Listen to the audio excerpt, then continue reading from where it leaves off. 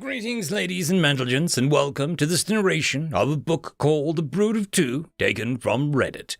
If you are new to the series, there is a link to a playlist down below. Anyways, I hope that you enjoy. Chapter 12, Tea with the Queen.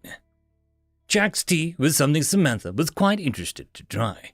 That was until she actually tasted it. She shuffled about on the couch, clearly designed for a being more long than tall, as her tongue scraped across her palate. The drink was earthy and fresh, with a herbal taste right at the forefront of her mouth.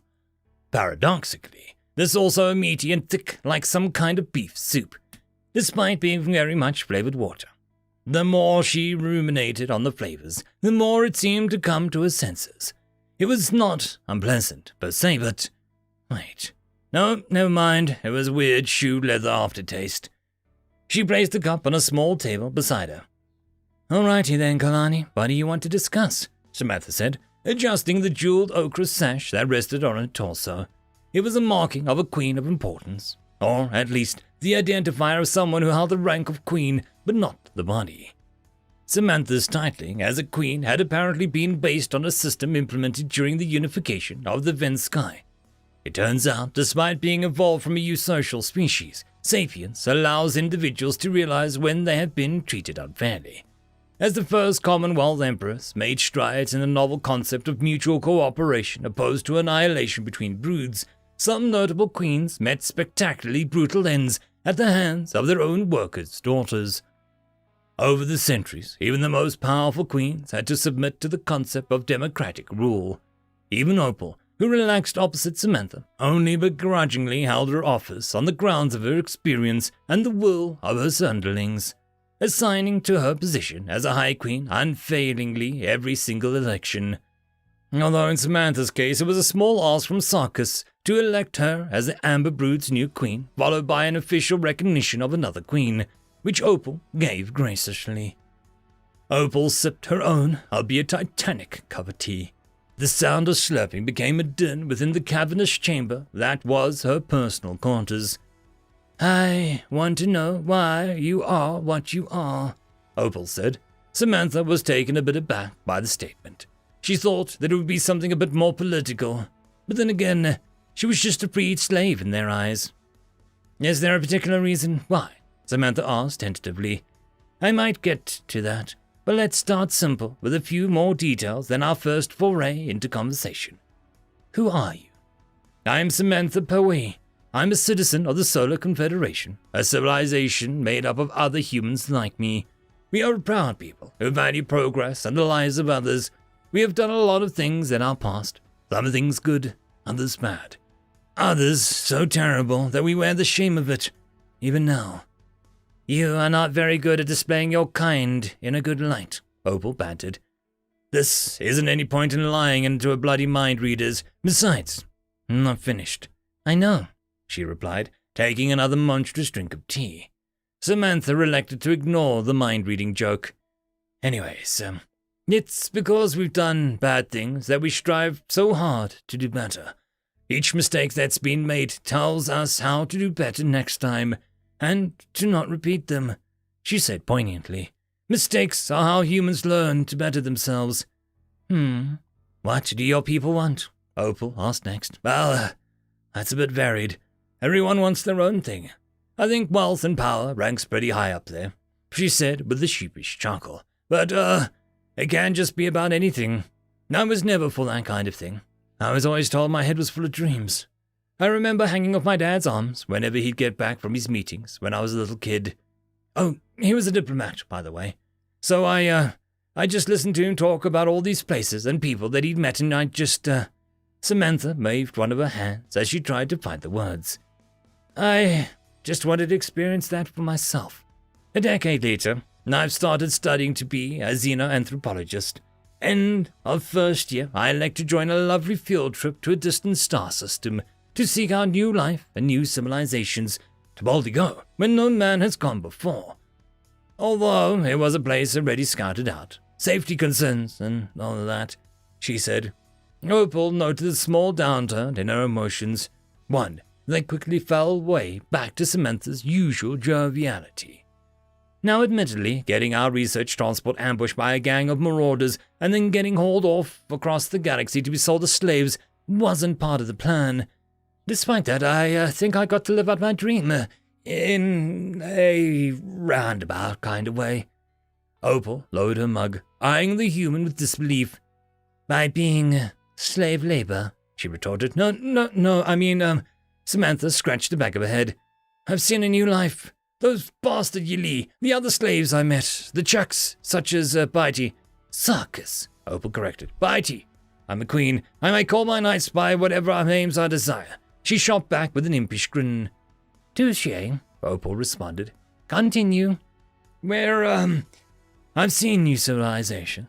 Yes, a good few of which whilst in shackles, and now the chucks, who we humans have apparently never heard of. And finally, I've got to where no human has gone before, I think. No, I'm fairly sure. I didn't see any other humans on Gale. They'd house us together otherwise. Quite optimistic outlook if I've ever seen one, Opal mused. I think it's better to see the glass as half full rather than half empty. Or something. Don't cry over spilled milk. By that, you mean... Oh, right, not human. It means to focus on the good rather than the bad in any given situation. And the other phrase means you shouldn't needlessly worry yourself over things you can't change. I see, Opal pondered out loud. With sayings like that, hardship seems to be an integral concept to your species. I guess you could say that, Samantha chuckled. Colonizing new planets has historically been a bit of a difficult undertaking, considering all the environmental differences. Wouldn't the United Species Organization just identify suitable planets for colonization? About that, we're not in the USO. It's been over 10 years, and we're still being vetted. I've not heard much more from my dad about that, though. Wait, so, you attempted to colonize planets not suited to your biology. Did you genetically engineer your kind like we did? Well, we didn't genetically engineer our people to make things easier, Samantha said. Opal was intrigued. Jack's intelligence had informed them that so far no species had required over a year to pass a vetting for membership. Then there were the attempts from the humans to colonize unsuitable worlds and her use of the word engineer. They were doing something to make the Zaneshi Sentinels, who head the organization, uneasy. Opal put down her half-empty mug of tea on the table beside her. Would you care to elaborate on what you mean by that, Samantha? Opal requested. She sensed her emotions switch to slight uneasiness, then to something else more positive that she couldn't quite pinpoint. Okay, sure. I think my point will be best illustrated by a physical demonstration, but don't go all squeamish on me, Samantha responded. This is, going to be different, Opal thought. Samantha rolled up her right trouser leg, stopping at the fold halfway up her thigh. Next, she dug her thumb into the outside of her right thigh where the limb met her hip. The human face contorted with concentration as she dragged her digit increments an inch around her joint, up with force, and then a little to the left, then down with a semicircle motion. Opal got more confused when the knuckle of her index finger got involved. Then there was an incredibly faint pop. And there we go. I forgot about the fifth latch. It's been a while since I had to do this, Sam admitted.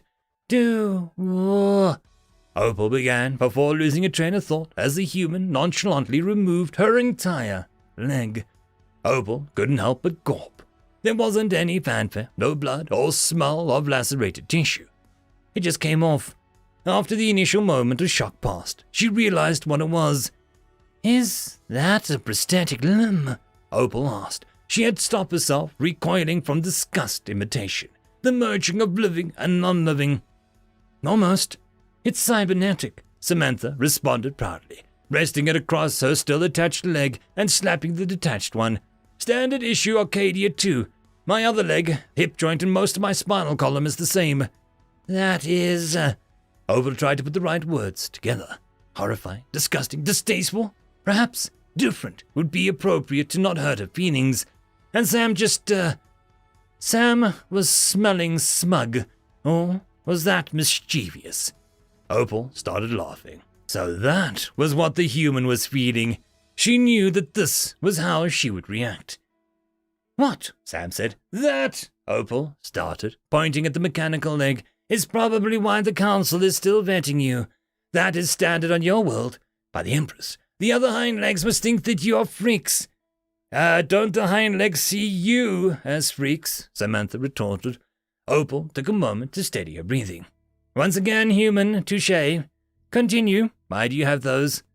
Well, as I said, we didn't genetically engineer our people. Genetic modification is, kind of very illegal in the Solar Confederation.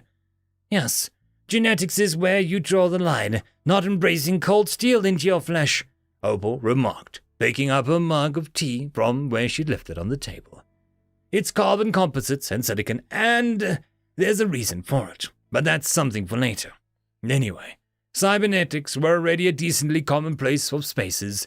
These days, more or less everybody has some kind of metal in them. So when we came to colonize habitable exoplanets, a decent amount had too high gravity, and so our standard biological setup had to be, upgraded.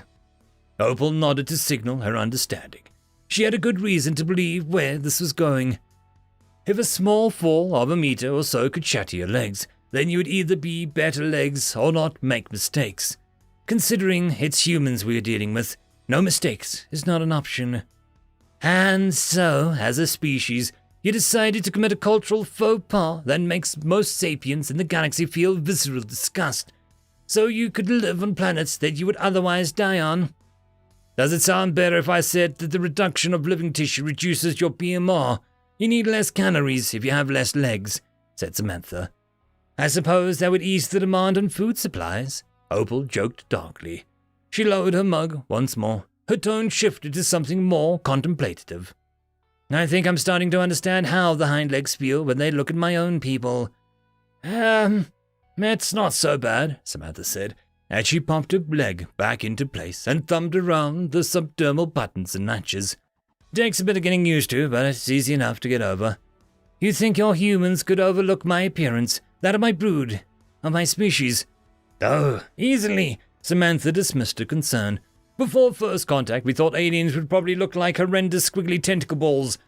In comparison to what we had prepared ourselves for, 12 years ago, the jacks are tame. Opal tittered at the notion of hind legs naturally finding jacks non-threatening. Well, from one apparent freak to another, it is a pleasure to know you. We're not freaks, Opal, Sam responded warmly. Opal tilted her head. I remember Bitey saying something to a friend of ours, who's more likely to be the monster, the pests, or those who deemed them so. Or something along those lines, she parroted the phrase. I believe that what you are is a matter of perspective. Sure, the idea of what I am might make you feel uneasy, but it doesn't stop you seeing me as Sam, the human. It's your actions that really tell people what you are. Set the human with illegal cybernetic modifications to a chucks with illegal genetic modifications, Opal replied. Only in the USO, and it's the same group with legal slave labor. It's not legal by USO law, but I suppose it might as well be with how much it is overlooked. Opal finished the last of her drink and slowly rose to her feet. Thank you very much for your company, but I am afraid I must end this conversation here. Free time is something I do not possess a lot of. Ah, well, it was a pleasure talking to you with High Queen Opal Kalani of the Opal Brood, Sam said as she stood up. Opal bowed slightly. The pleasure is mine, Amber Samantha Paway, Human Queen of the Amber Brood. Opal took a few steps to the side of the room and opened the compartment on the side of the wall. She pondered for a moment as to the consequence of handing over such a thing, and then decided immediately to do so. But more things, Sam, Opal called out, prompting the human to stop as she reached the gargantuan doorway. The Jack's Queen delicately plucked a comparatively tiny canister from a place in the compartment and tossed it to Sam, who had no issue catching the foot-long object. It's a pheromone cleanser. Some of the queens need it when they are young if they struggle to contain themselves or simply remove odd odors. I thought you might want it. Your thoughts shouldn't be privy to everyone around you. Opal watched as Samantha thanked her for the gift and hurriedly strode out the room. Almost as soon as she'd left, she heard Sarkis greet her. Then came the sounds of a spray nozzle, cackling, hissing, and then an argument. Last thing she heard was something about Sam fulfilling a promise made to herself and the irritated Bitey complaining before the door closed fully. The human had been everything Opal had hoped for. No, the human had been everything that they expected of her hind legs when they met them 100 years ago. With her proclivities considered, there could be no doubt that the wolves and other hind legs instigated were not some kind of moral or fundamental genocide. It was a disguise for some economic or perhaps political reason that left the possibility that those reasons could be overturned or made obsolete. Their peace was truly achievable. Unless, of course, Samantha was an anomaly amongst her kind. Either way, it would support her request to the Council. The Solar Confederation, humanity, could be a potential ally.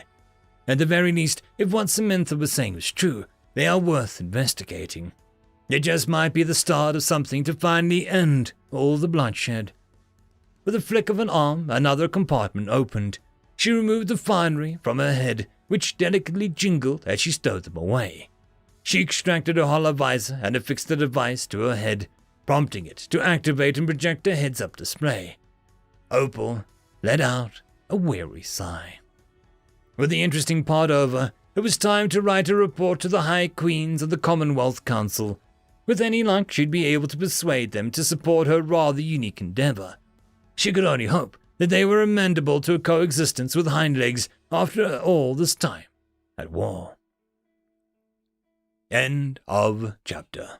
Just a quick shout out to the T5 peeps: Bob the Dragon, Cat Crab Lobster, Data Magnet, Dark Machine, Bezic, Try Again 95, Pudic Yol, Astrea the Dreamer, Casper Arnholtz, Cam Maxwell, Ithilia, Meridian 117, and Jordan Bucksmorm. Thank you very much.